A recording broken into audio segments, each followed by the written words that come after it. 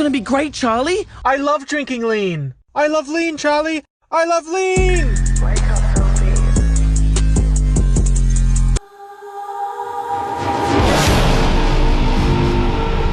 Alright, quick thing before I actually get into this video or this script or what the fuck ever. Fuck this map.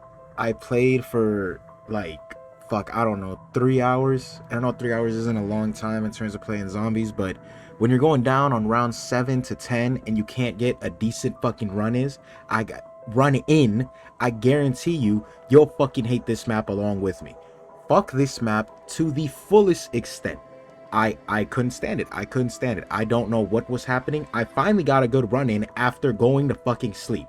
I didn't. Fuck this map.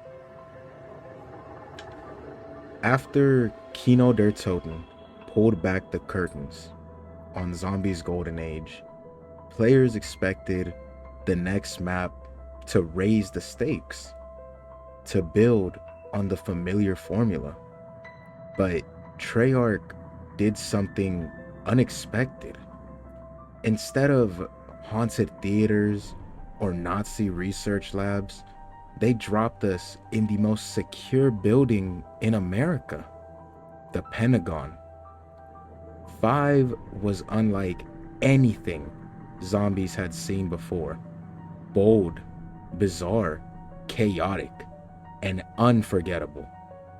This is the story of 5. The map that proved zombies could be anything.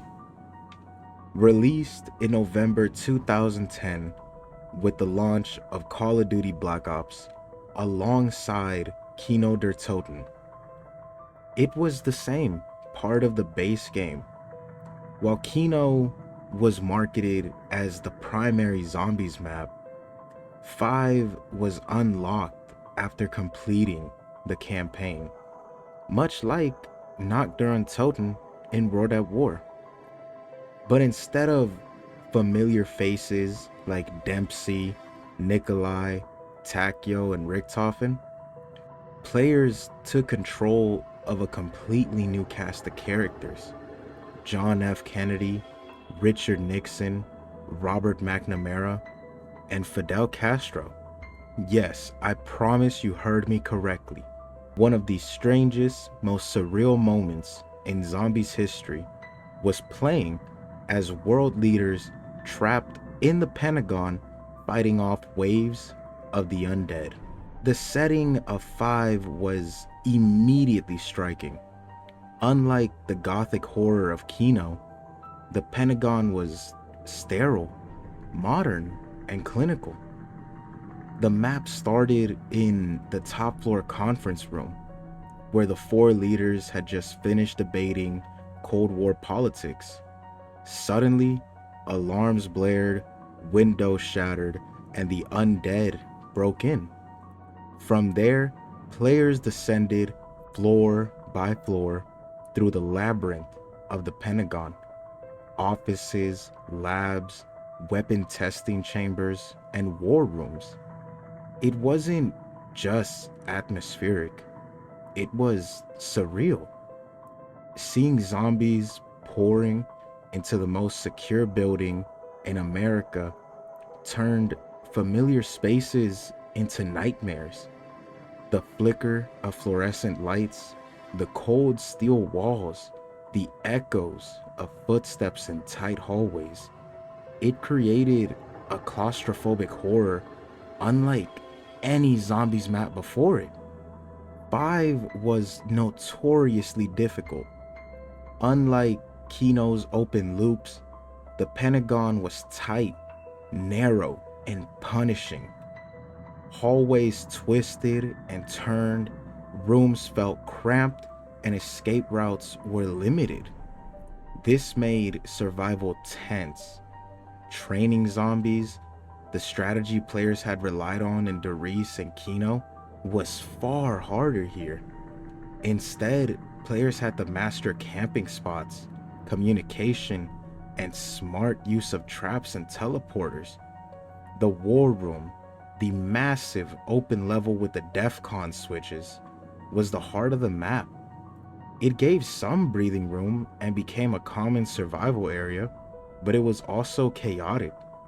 Zombies poured in from almost every angle, forcing players to stay alert at all times. One of the most iconic features of 5 was the Pack-a-Punch system. Unlike Kino, where Pack-a-Punch was accessed through a single teleporter, here it was hidden behind a more elaborate process. Players had to lower the DEFCON level to 5 in the war room by activating switches around the floor. Once done, the teleporter opened a path to the Pack-a-Punch chamber, a high-tech panic room with glass walls overlooking the war room below. This setup added risk and teamwork. Players had to coordinate while under attack, flipping switches in the chaos of zombies waves, and then rushing to teleport together before the DEFCON reset. It gave Pack-a-Punch a sense of accomplishment, like cracking the Pentagon's ultimate secret. Teleporters played a huge role in 5. They weren't just for accessing Pack-a-Punch, they became lifelines. Scattered around the map, these teleporters could yank you out of danger and drop you across the Pentagon, but they came with risk. You never knew where you'd land. Sometimes you escaped perfectly, other times you spawned into a fresh group of zombies. The unpredictability kept every match tense and exciting. Traps also returned, including the electrified barriers that gave desperate players a fighting chance on a map as cramped as 5. Traps weren't just optional, they were often essential for survival. And then there was the Pentagon Thief. Every few rounds, the lights dimmed, the alarms blared, and a mysterious figure in a white lab coat appeared. He wasn't a normal boss zombie. He didn't kill you directly. Instead, he hunted one thing: your weapons. The Pentagon Thief sprinted through the map, impossibly fast, immune to traps, and nearly unkillable in early rounds. If he caught you, he stole the weapon you were holding.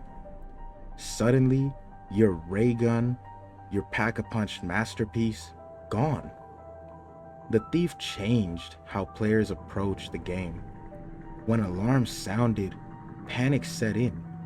Do you all team up to kill him, hoping to save your weapons? Or do you sacrifice one player's gun to save the rest? If you managed to kill him before he escaped, he dropped a fire sale, giving everyone a shot at the mystery box for just 10 points. But if you killed him before he even touched you, he would drop the bomb fire sale. The Pentagon Thief wasn't just a boss. He was a stress test, a curveball, and for many players, the most hated and most memorable part of the map. 5 kept the core zombies arsenal intact, but gave it its own flavor. The mystery box still contained fan favorites like the ray gun, but the true star of the map was the Winter's Howl. The Winter's Howl was a freezing wonder weapon that slowed or killed zombies with blasts of icy wind. Though often criticized for being underpowered compared to the Thunder Gun, it fit the cold, clinical vibe of the Pentagon perfectly. Alongside its standard Black Ops weaponry, from the Commando to the FAMAS, it gave the map its distinct Cold War era feel. Pack-a-punching these weapons gave them a futuristic edge, reminding players that even in the Pentagon, nothing was safe from the influence of Element 115. What truly set apart 5 was its cast. For the first and only time, players stepped into the shoes of real-world figures. JFK, Nixon, Castro, and McNamara. Their dialogue was hilarious, bizarre, and surreal. Kennedy shouted patriotic one-liners, Nixon rambled nervously about conspiracies, Castro called out revolutionary slogans, and McNamara remained cool and pragmatic. The humor gave Five its unique personality. The map didn't take itself too seriously. It was campy, satirical, and absurd in the best way possible. After Kino's haunting atmosphere, Five felt like a wild tonal shift, but one that players couldn't stop talking about. While the tone was humorous, the atmosphere was anything but comforting. The sound design amplified that unease. The shriek of the Pentagon thief, the clatter of zombies in narrow hallways, the echo of gunfire bouncing off steel walls, it all made the map feel claustrophobic and hostile. And of course, the music Easter egg, Won't Back Down by Eminem, featuring Pink, was one of the boldest choices Treyarch had ever made. It didn't sound like a horror soundtrack. It sounded like defiance, a reminder that no matter how dire things looked, you weren't going down without a fight. Five was hard, brutally hard. For many casual players, it was the wall that they couldn't climb. The cramped layout, the fast zombies, the unpredictable thief, all of it made survival beyond round 15 a serious achievement. Some players loved the challenge, others hated it. Compared to Kino, which was accessible and open, Five demanded precision, teamwork, and constant awareness. It wasn't a casual map, it was a gauntlet. Over time though, Five earned its respect. Players began to appreciate its atmosphere, its unique mechanics, and its humor. It may not have been the fan favorite, but it was unforgettable. Five left a strange but lasting legacy. It proved zombies could break its own rules. It didn't have to be gothic horror or sci-fi. It could be political satire, survival horror, and dark comedy all rolled into one. The Pentagon setting, the thief, the DEFCON systems, all of it pushed the boundaries of what zombies could be. And while it wasn't as popular as Kino, it showed Treyarch wasn't afraid to take risks. The map returned in Black Ops 4 as Classified, a reimagined version that deepened its lore and expanded its size. But even without that remake, the original 5 holds a special place in Zombies history. Looking back, 5 wasn't perfect. It was punishing, frustrating, and sometimes overwhelming. But it was bold. It was ambitious. It was a reminder that zombies didn't have to stay in one lane. Where Kino felt like a definitive classic, 5 felt like an experiment. And sometimes, experiments are what keep a mode alive. From the claustrophobic war room to the dread of the Pentagon thief, 5 was a nightmare wrapped in satire. A map that dared to be different. And for those who survived its hallways, who heard those alarms blare, and lived to tell the tale, 5 became unforgettable.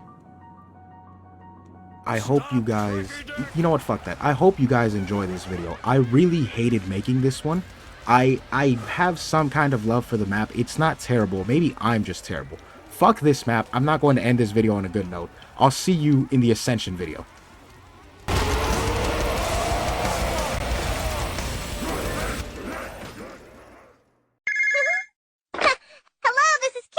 Mira bien, hijo de tu puta madre. Soy Mencho, güey. Relaja tu puta gente a la verga. Soy Mencho, güey. Oh, no cuelgues, hijo de la verga. Te tengo